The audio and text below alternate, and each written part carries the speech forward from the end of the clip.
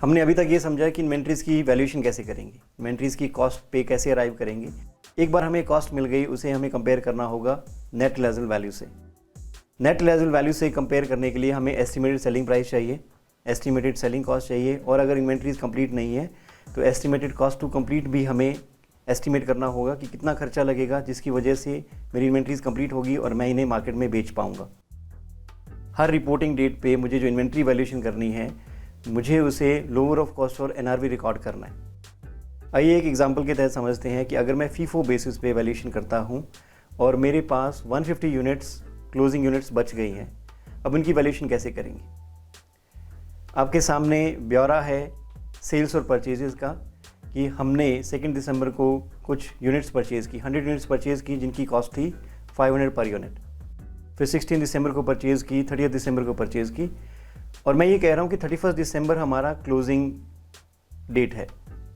Year and या reporting date हमारा 31 दिसंबर है। 31 दिसंबर को मेरे पास 150 यूनिट्स बच गई हैं और मैं फीफो मेथड यूज़ करता हूँ, तो इन 150 यूनिट्स की वैल्यूएशन क्या होगी। जब बहुत सारी इन्फॉर्मेशन होती है तो हमें ये लगता है कि हमें सारी इन्फॉर्मेशन यूज़ करनी है, इसीलिए मेटेरियलिटी में एक शब्द इंट्रोड्यूस किया गया ऑब्सक्योर्ड, कि अगर बहुत ज़्यादा इन्फॉर्मेशन है जो आपको कंफ्यूज करती है तो भी वो गलत होगा। बट कई बार ये होता है कि हमारे पास इन्फॉर्मेशन होती है, उसमें से हमें डेटा निकालना होता है। तो यहाँ वैसा ही कुछ मामला है कि हमें सेल्स और परचेजेस की इन्फॉर्मेशन दी गई है। इसका मतलब ये नहीं है कि सारी कैलकुलेशन में हम सारी की सारी इन्फॉर्मेशन यूज़ कर लेंगे।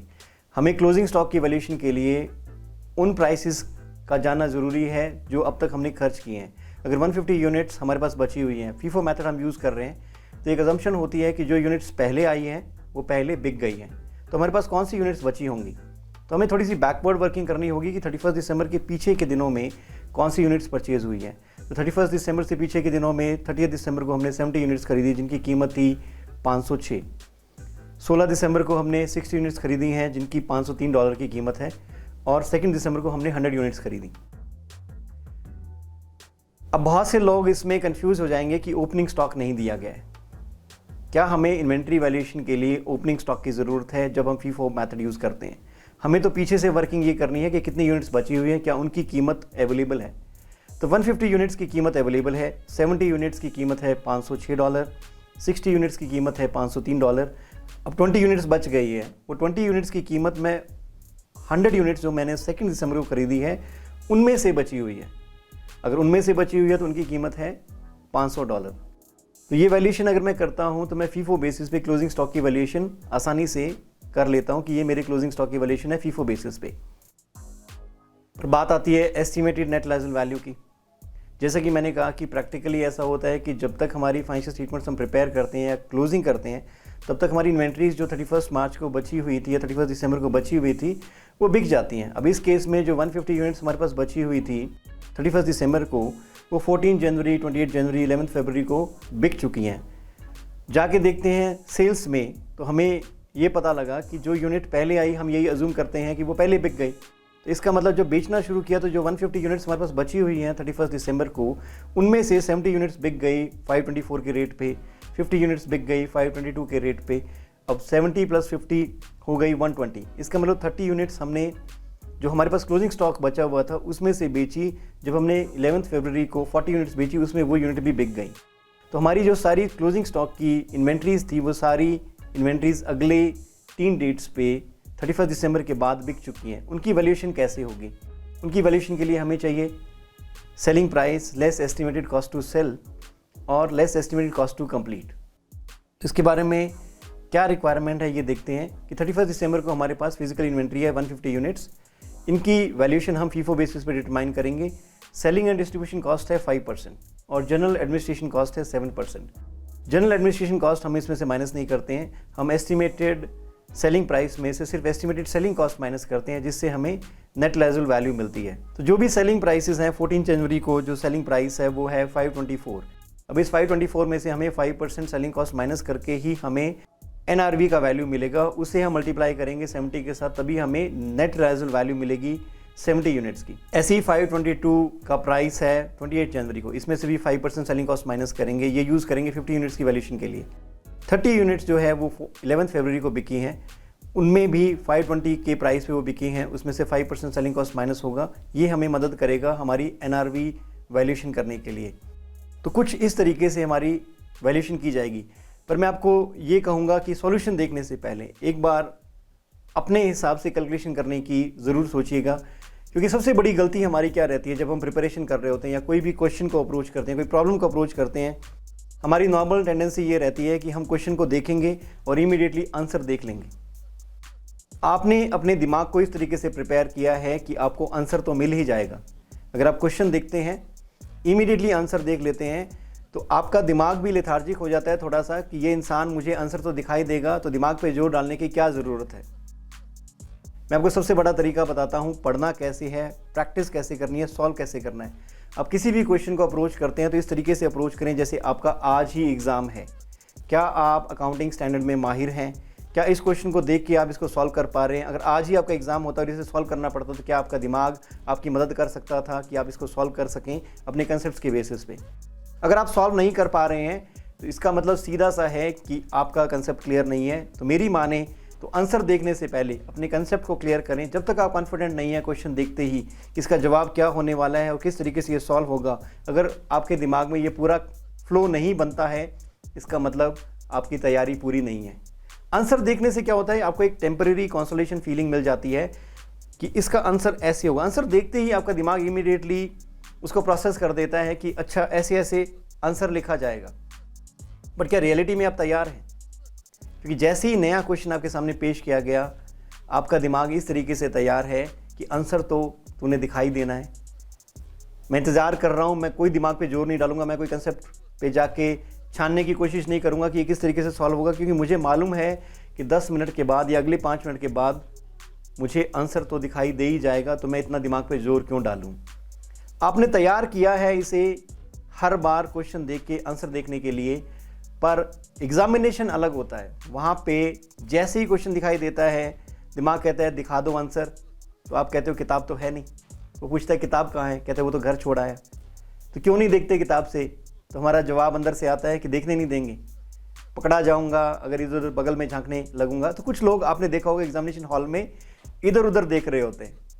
उसकी मेन वजह ये होती है कि उन्होंने तैयार ही इस तरीके से किया अपने आप को कि आंसर तो मिल ही जाना है, तो तुम्हें दिमाग पे जोर डालने की ज़रूरत क्या है, इधर उधर देखने से आंसर मिल ही जाना है। पर एग्ज़ाम में हालत बुरी हो जाती है क्योंकि आंसर अवेलेबल नहीं है, हम स्ट्रेस में आ जाते हैं और हमें ऐसा महसूस होता है कि कोई हमारे साथ जाती कर रहा है, हमें आंसर क्यों नहीं दिखा रहा है। दिमाग भी जोर डालने की कोशिश नहीं करता है। फिर किसी तरह अपने नर्व्स को कंट्रोल करते हैं, इसको समझाने की कोशिश करते हैं कि बेटा करना तो पड़ेगा, दोबारा से क्वेश्चन पढ़ते हैं। इसीलिए बहुत से लोग रिपीट में क्वेश्चंस पढ़ते रहते हैं, क्योंकि उन्हें पहली बार में समझ नहीं आता है। इस वजह से क्योंकि उन्होंने तैयारी नहीं किया इस मसले के लिए कि वो क्वेश्चन देखते ही फटाक से समझ पाएँ कि किस तरीके से ये सॉल्व होगा। तो अपनी प्रैक्टिस में ये बात गांठ बांध लें कि अगर आप क्वेश्चन देख रहे हैं तो आपको आंसर इस तरीके से सॉल्व करना है जैसे आप एग्जामिनेशन में ही बैठे हैं। एग्जाम में वैसा क्वेश्चन आ जाता है तो किस तरीके से आपका आंसर फ्लो करेगा। बाद में जाके कमियों को देखें कि क्या कमी रह गई थी मेरी तैयारी में जिस वजह से मैं इस क्वेश्चन को सॉल्व नहीं कर पाया। फिर जाके कंसेप्ट क्लैरिटी ले करके दोबारा इस क्वेश्चन पे बैठिए और दोबारा ट्राई करेंगे, तभी आपकी प्रैक्टिस पूरी मानी जाएगी। वरना आप वहम में रहेंगे कि आपकी तैयारी हो चुकी है, आपकी प्रैक्टिस हो चुकी है। तो उम्मीद करता हूं कि आपने ये क्वेश्चन सॉल्व कर लिया है। इसके बाद ही मैं आपको आंसर दिखाने वाला हूं। चाहें तो वीडियो को पॉज करके 5 मिनट लगाइए और इस क्वेश्चन को सॉल्व करने की कोशिश करिए। इसके बाद मैं आपको आंसर दिखाऊंगा ताकि आपका दिमाग इस वहम में ना जिए कि मुझे तो आता है, बिल्कुल ऐसे ऐसे होना है। आप डॉट्स कनेक्ट करेंगे, आप हवा में सपने बनाने की कोशिश करेंगे कि इस तरीके से फीफो होगा, इस तरीके से वैल्यूएशन होगी, अरे ये तो आसान सा ही था। पर ये आसान तब है जब आपके सामने आंसर आ जाता है। ये आसान तब नहीं है जब आपके सामने बिल्कुल नया क्वेश्चन आ जाता है और आपको भी नहीं पता होता इसका सोल्यूशन कैसे होगा। तो तैयारी ही इस तरीके से करें कि आप एग्ज़ाम में बिल्कुल भी ऐसे महसूस ना करें कि आपको कुछ आता नहीं है। आपकी तैयारी 100% होनी चाहिए और आपको हर मायने में कंसेप्ट की क्लैरिटी होनी चाहिए। किसी भी तरीके का क्वेश्चन आ जाए क्या फ़र्क पड़ता है। अगर आप तैयार हैं तो क्वेश्चन का नज़रिया, क्वेश्चन को पेश करने का तरीका बदल भी जाए, शब्द ऊपर नीचे हो भी जाएँ, तो भी क्या फ़र्क पड़ता है। सिर्फ नाम बदलेंगे, नंबर्स बदलेंगे, थोड़ा सा सिनेरियो या कहानी में बदलाव होगा, बट कंसेप्ट वही रहेगा जो वो जानना चाहते हैं। तो अगर लर्निंग ही करनी है तो कंसेप्ट क्लैरिटी पे फोकस करो, ना कि कितने क्वेश्चन आपने कर लिया। कोई इंसान 1000 क्वेश्चन अगर क्वेश्चन आंसर देख के भी कर लेता है तो भी मैं उसको तैयार नहीं मानूंगा। बजाय उसके आपने 10 क्वेश्चन कर लिए हैं, पर वो 10 क्वेश्चन ऐसे किए जैसे आपने एग्जाम की तैयारी के रूप में उन्हें प्रेजेंट किया। एग्जाम में कैसे प्रेजेंट करना है उस तरीके से आपने अपने आप को तैयार रखा। 10 क्वेश्चन वाले की तैयारी ज़्यादा बेहतर है बजाय कि 1000 क्वेश्चन वाले की, जिसने 1000 क्वेश्चन के क्वेश्चन और आंसर देख लिए, उसने तो क्वेश्चन की जान ही निकाल दी। एक बार किसी क्वेश्चन की रूह को आपने निकाल दिया, उसमें जो ट्रिक थी वो आपने निकाल दी, वो ट्रिक आपने सीधा जाके देख लिया, तो आपका दिमाग तैयार ही नहीं हुआ उन ट्रिक्स को कैसे सॉल्व करना है, वो कैसे समझना है, शब्दों के बीच में से वो इन्फॉर्मेशन कैसे निकालनी है, आपका दिमाग तैयार ही नहीं हुआ। तो बेहतर ये होगा क्वेश्चन को पूरी इज्जत दें, उसकी महत्ता को समझें, उस ट्रिक को या सस्पेंस को उजागर ना होने दें जब तक कि आपका कंसेप्ट क्लियर नहीं है। बिल्कुल सस्पेंस मूवी की तरह ही है हमारा एग्जामिनेशन। सस्पेंस अगर किसी ने बता दिया तो क्वेश्चन का मजा ही खत्म हो गया, क्वेश्चन में से जान निकल गई और आपकी तैयारी उस तरीके की नहीं होगी जिस तरीके की होनी चाहिए। तो अगर आप इतनी सी बात समझ जाते हैं अपनी तैयारी में, मैं गारंटी करता हूं कि कोई भी इंसान अपनी ज़िंदगी में फेल नहीं होगा और उसकी तैयारी बिल्कुल ऐसी हो जाएगी कि वो पास तो हो ही जाएगा। सिर्फ बात ये रह जाएगी कि आपको पास से ऊपर उठकर डिस्टिंक्शन लेना है, आपको टॉप करना है अपने सब्जेक्ट में। उसके लिए आपको कमियां खोजनी पड़ेगी कि आपके अंदर क्या कमियां हैं। सारी कमियां जिस दिन पूरी होगी उस दिन आप एक बेहतर अकाउंटिंग फाइनेंस प्रोफेशनल बन जाएंगे। आपको कोई नहीं रोक सकता ये बताने से कि ये कमी है वो कमी है, क्योंकि आपने तैयारी इस तरीके से की थी कि आप प्रॉब्लम सॉल्वर हैं, आप सोल्यूशन प्रोवाइडर हैं। तो रियलिटी में भी तो ऐसा होता है, ज़िंदगी में क्या हमें आंसर मिलते हैं जब आपके सामने कोई केस स्टडी आएगी, जब आपके सामने कोई प्रैक्टिकल सिनेरियो आएगा, कोई कंपनी आपसे अपने इशू के बारे में बात करेगी जो अकाउंटिंग से रिलेटेड है, आंसर मौजूद नहीं है। और अगर हमने अपने आप को बिना आंसर के तैयार किया है, वो असली तैयारी होगी, वो आपको एक बढ़िया अकाउंटिंग प्रोफेशन के रूप में इस्टेब्लिश करेगा, ना कि वो तरीका जिसमें आंसर मौजूद है। कॉर्पोरेट में भी आप सफ़र करेंगे अगर आपने तैयारी ठीक ढंग से नहीं की है। तो एग्ज़ाम का पास होना ही हमें एक अच्छा प्रोफेशनल नहीं बनाता है, हमें नॉलेज 100% लेनी है। हम एक बेहतर प्रोफेशनल बनने जा रहे हैं, हम पास होने नहीं आए। ये बात समझने की ज़रूरत है कि ये डिग्रियां पास होने के लिए नहीं है, ये डिग्रियां हमें प्रोफेशनल बनाने की कोशिश कर रही हैं ताकि हम एक्सपर्ट एडवाइस दे सकें दुनिया को। अब देखते हैं इसका क्या आंसर है, क्या सोल्यूशन है।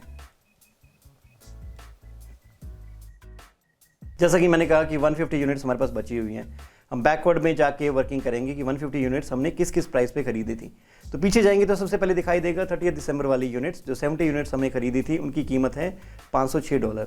फिर हमारे पास बची हैं 60 यूनिट्स जो हमने $503 के रेट पे खरीदी थी।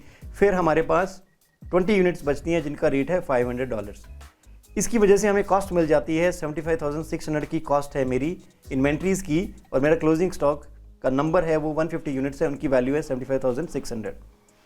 अब मुझे एनआरवी से कंपेयर करना है। एनआरवी के लिए मुझे selling price less cost to sell चाहिए। तो मेरे पास नए एनआरवी के रेट्स आ जाते हैं कॉस्ट टू सेल माइनस करके, और जो प्राइसेस आते हैं वो आते हैं 14 जनवरी को जो 70 यूनिट्स हमने बेची थी उनका नेट लाइजल वैल्यू का रेट है 497.80। इसमें से हमने 5% सेलिंग प्राइस में से 5% माइनस करके ये फिगर लिखी है, और एनआरवी की वैल्यू आती है 34,846। जो यूनिट हमने 28 जनवरी को बेची उनकी वैल्यू थी 24,795। जो यूनिट्स हमने 11 फरवरी को बेची, जो बची हुई 30 यूनिट थी, टोटल 150 यूनिट्स हमने बेचनी है। 150 यूनिट्स का एस्टिमेटेड सेलिंग प्राइस है 74,461। फाइनल राउंड में हम कंपेयर करेंगे कॉस्ट को नेट लाइजल वैल्यू से, क्योंकि गोल्डन प्रिंसिपल कहता है कि हमें इन्वेंट्रीज़ को लोअर ऑफ कॉस्ट और एनआरवी रिकॉर्ड करना है। तो जब कंपैरिजन करेंगे तो पता लगेगा कि इन्वेंट्री की वैल्यूएशन फीफो के बेसिस पे 75,600 आ रही है, पर मैंने जो बेचनी है इन्वेंट्रीज़, तो ज़्यादा से ज़्यादा जो पैसा हमें मिलेगा वो मिलेगा 74,461।